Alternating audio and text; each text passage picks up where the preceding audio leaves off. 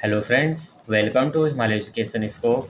Friends, आज हम यहाँ पे अध्ययन करेंगे उत्तराखंड के महत्वपूर्ण तथ्य या उत्तराखंड के इतिहास से संबंधित महत्वपूर्ण तथ्यों का।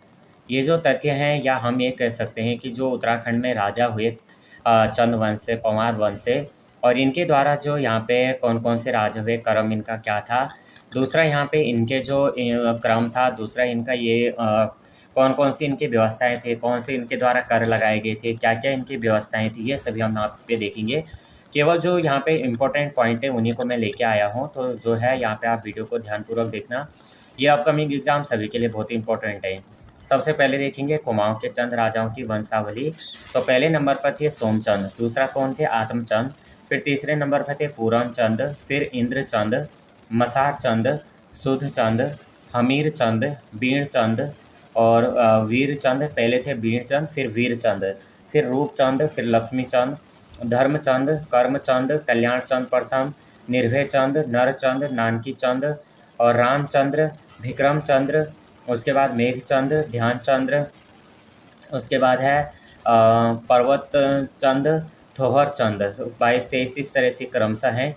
फिर 24 नंबर पे कल्याणचंद द्वितीय, 25 नंबर पे त्रिलोकी चंद, फिर डामर चंद, धर्मचंद, अभय चंद, गरुड़ ज्ञान चंद, हरिहर चंद, उद्यान चंद, आत्मचंद, हरिचंद, विक्रम चंद, भारती चंद, रतन चंद, कीर्ति चंद।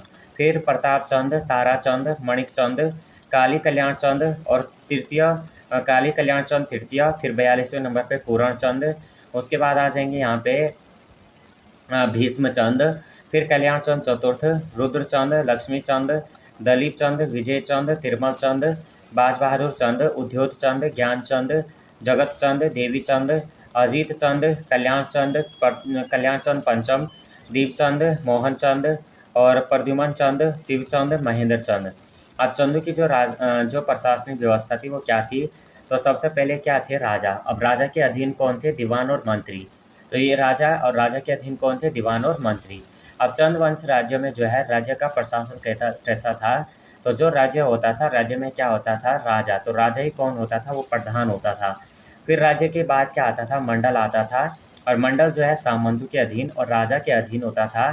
फिर आता आपका देश। तो देश क्या था? परगने। देश में क्या थे? परगने। और परगने जो सिकदार होता था वही क्या होता था? यहाँ पे प्रशासक होता था। फिर जो परगने, उसके बाद क्या था? गर्क। गर्क में क्या होते थे? जो नेगी होते थे वो प्रशासक होते थे। और फिर आता था गांव, और गांव आपका क्या था? सयाना। और सयाना जो था वो क्या होता था? वो प्रशासक होता था।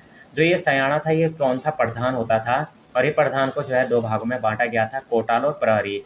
कोटाल होता था जो कोताल गांव के लगान विषय हिसाब किताब रखता था, और जो प्रहरी होता था वो गांव की चौकीदारी व अनाज एकत्र करता था। उसके बाद जो अन्य पद थे वो थे थातवान, सेजाली, कैनी और छयोड़ी। अब जो चंदों की न्याय प्रणाली थी, तो सबसे पहले इनकी जो कचहरी थी वो थी 3 तरह की, न्योवाली, बिस्टावली और पंचनवीसी। अब यहाँ पे जो सजा या दंड, तो सबसे पहले यहाँ पे देखेंगे सजा या दंड। तो इनका जो दंडाधिकारी थे ये डंडे और फांसी की सज़ा पेड़ पर लटकाकर। कैसे? फांसी की सज़ा पेड़ पर लटकाकर। इनकी जो भू राजस्व नीति थी ये धातवान। तो सबसे पहले क्या था? धातवान। धातवान था राजा जिसे रौंत या गुंठ या विष्णु प्रीति में जमीन देता था। उसके बाद खायाकर। खायाकर क्या होता है? खाई जमीन पर कर देने वाला। उसके बाद था कैनी, ये भूदास होते थे। और गला या छाड़ा, ये क्या होते थे? उपज का छठा भाग कर के रूप में लिया जाता था। उसके बाद जो थे भूमि मापक पैमाने, तो क्या थे? नाली थी, जूली थी और विशा, पालो और मसा थे। उसके बाद जो है चंदों के समय लिया जाने वाले कर, तो चंद राजाओं के समय 36 किस्म के कर होते थे, जिसे छत्तीसी कहा जाता था। सबसे पहले 36 जो है सिरतान कर या सिरती कर लिया जाता था, और जो ये सिरतान या सिरती होता था ये नगद कर होता था। उसके बाद जूलिया कर या सांगा कर होता था, तो ये आपके नदी के पुल पर लिया जाता था। उसके बाद राख्या कर या रक्षा कर, ये रक्षाबंधन और जनेऊ संस्कार के समय वसूला जाता था। भेंट कर आपका राजा व राजकुमारों को दी जाने वाली भेंट थी। मांगा कर युद्ध के समय लिया जाने वाला कर था। कमीनचारी या सयानचारी आपका सयानों को देकर था। डाला कर सयानों को अनाज के रूप में दिया जाने वाला कर था। सिकदार नेगी आपका प्रज्ञाधिकारी को देय कर था। गरखा या गरखा नेगी, ये गरखाधिकारी को देय कर था। तानकर सूती व ऊनी वस्त्रों के बुनकरों से लिया जाने वाला कर था। घी कर घी बेचने वाले से लिया जाने वाला कर था।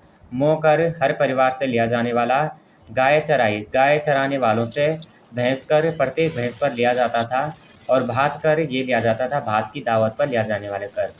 व्यापार कर बुनकरों से लिया जाने वाला कर। खानों कर जो खानों से तांबा निकालने वालों पर कर लिया जाता था, और जंगलात कर जंगलों का उपयोग करने वालों से लिया जाने वाला कर। उसके बाद न्योवाली या न्याय की पाने के लिए लिया जाने वाला कर था। जगरिया जागर लगाने वाले पुजारी से लिया जाता था, और रौत्या देवल्या ये राज परिवार की देवी देवताओं की पूजा के नाम पर लिया जाता था।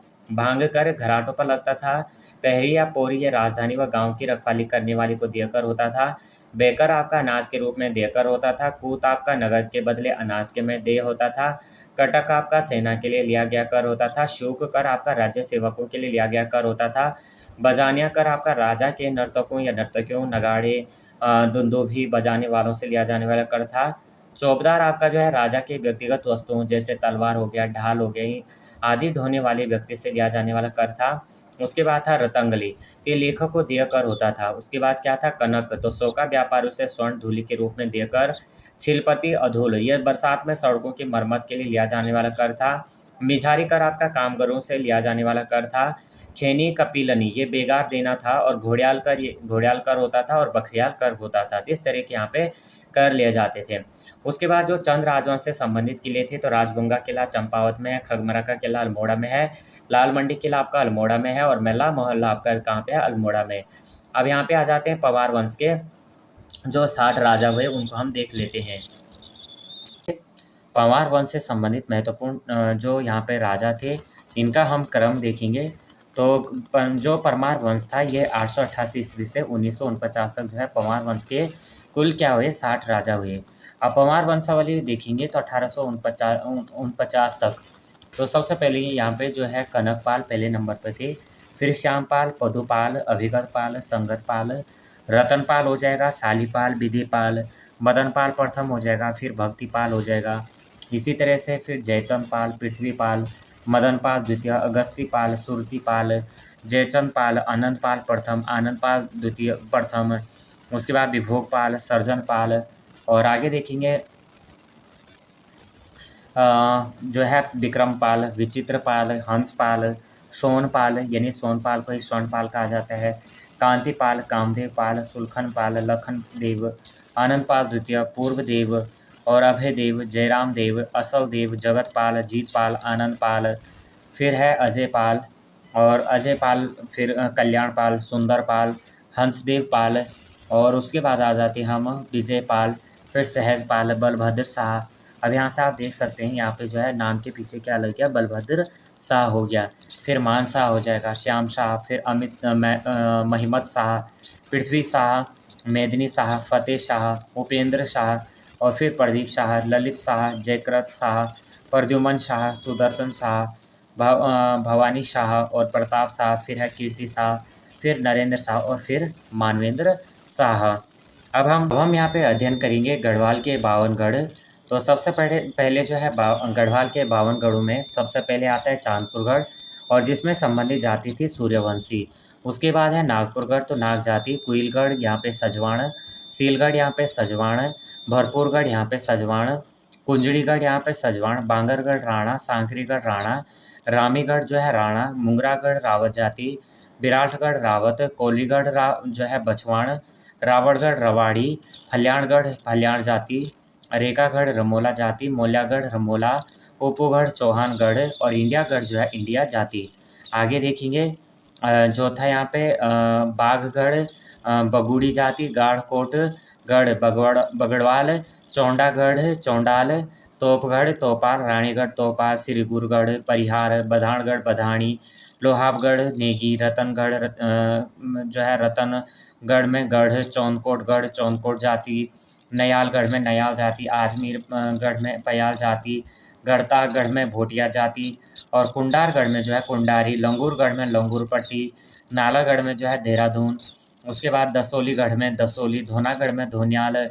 फिर यहाँ पे देखेंगे हम आगे बनगढ़ में बनगढ़, भरदारगढ़ में भरदार, कांडागढ़ में रावत, सांवलीगढ़ में सांवली, गुजड़ू जाति गुजड़ू, जोट जाति जौनपुर, देवलगढ़ देवलगढ़, लोधगढ़, फिर है अगले जौलपुर गढ़, चंपागढ़, डोडरा कंवरागढ़, भवनागढ़, लोधनगढ़, बदलपुरगढ़, संगेलागढ़, एरासूगढ़ जो श्रीनगर के पास है।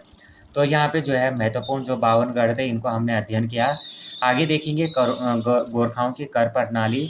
तो गोरखाओं की सबसे पहली जो कर प्रणाली थी ये थी टीका भेंट, और ये जो है विवाह शुभ अवसरों पर लिया जाने वाला कर था। उसके बाद है सोने फागुन कर, उत्सवों के समय लिया जाने वाला कर था। पुंगड़ी कर एक प्रकार का भूमि कर था। तानकर यहाँ पे कपड़ों पर लिया जाने वाला कर था। मरो कर यानी पुत्रहीन व्यक्ति से लिया जाने वाला कर था। बहता कर जो छिपाई गई संपत्ति पर लिया जाने वाला कर। मोकर प्रति परिवार से लिया जाने वाला कर था। अधनी दफ्ती कर खस जमींदारों से लिया जाने वाला कर। मांगा कर जो है युद्ध के समय दिया जाने वाला कर। मिझारी कर जगरियों ब्राह्मणों से लिया जाने वाला कर। रहता कर गांव छोड़कर भागने वाला कर। दौनिया कर जो है पहाड़ी पशु चारकों से लगने वाला। कुशई कर ब्राह्मणों पर जमीन हथियाने पर लगने वाला कर। घी कर जो था पशुपालकों से लिया जाने वाला था। तिमारी कर यह कर जो है गोरखा फौजदार व सूबेदारों को दिया जाता था। 4 आना फौजदारों को और सूबेदारों को 2 आना दिया जाता था। उसके बाद है सायर कर, तो ये जो था सीमा कर था। तो ये जो फ्रेंड्स महत्वपूर्ण तथ्य हैं आप इसको जो है देख सकते हैं। यहाँ से आपको जो है 1 या 2 क्वेश्चन आपको देखने को मिलेंगे, और 1-2 क्वेश्चन भी आपके जो है यहाँ पे काफ़ी यहाँ पे आपको मेरिट में ला सकते हैं। तो वीडियो हेल्पफुल लगेगी तो प्लीज़ वीडियो को लाइक शेयर और सब्सक्राइब करना। जय हिंद, जय भारत।